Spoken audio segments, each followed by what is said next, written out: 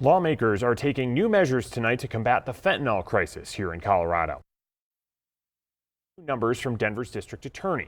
Over the span of 3 years, the number of cases involving fentanyl have nearly quadrupled. And DA Beth McCann says her office received just under 90 fentanyl-related cases in 2019.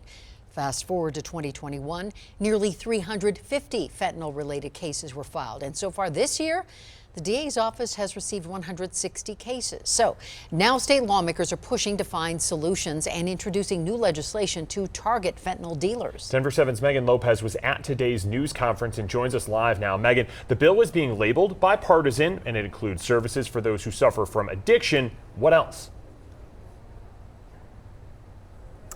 Jason, there are more tools, there's more education, and there's more rehabilitation efforts that are all encompassed in this bill. One part of it calls for the bulk purchase of fentanyl testing strips.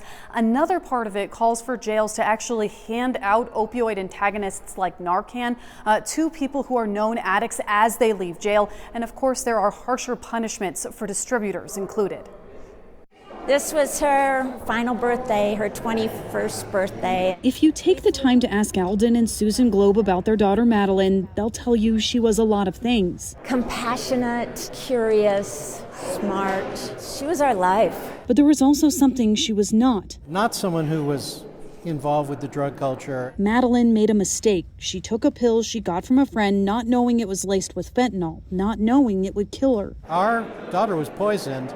She didn't die from a drug overdose. Madeline is just one of the many faces of fentanyl deaths. Some longtime users, some first-time users, so many pictures of so many loved ones. It's time for Colorado to do something and to get tough on fentanyl. On Thursday, those families with their pictures joined a bipartisan group of lawmakers to unveil a bill to crack down on fentanyl. The bill increases the penalties for people selling fentanyl and lowers the amount in someone's possession that can be considered a felony. The cutoff points are coming way down, which is critical. It also holds the distributor liable for deaths caused by fentanyl they sell. We are going to do everything we can to find that dealer, to figure out who is responsible and hold them accountable. There's an education element and a rehabilitation element requiring treatment for addicts. It also dedicates $20 million for Narcan and naloxone to be purchased. Despite the bipartisan effort, police departments say the bill doesn't go far enough. I do commend the Speaker for working to address this issue.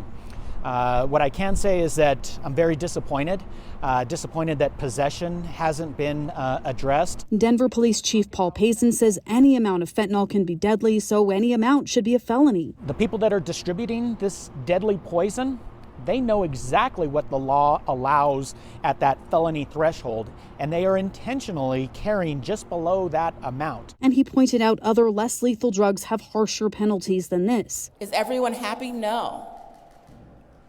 But this is a solution that will work. Lawmakers say this bill isn't a perfect solution, but it's a start. As for the Globe family, they hope distributors will be held accountable. The best that our legal system could come up with in Boulder County was 60 days in county jail. And they too see this bill as just the beginning.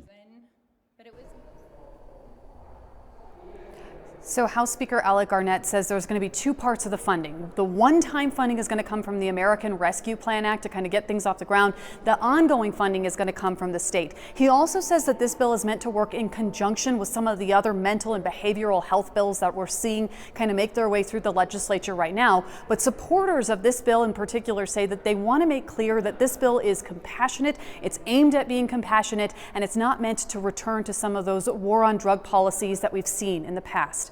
I'm live at the Colorado State Capitol. Megan Lopez, Denver 7. A lot of debate for sure to come on this one. Megan, thank you.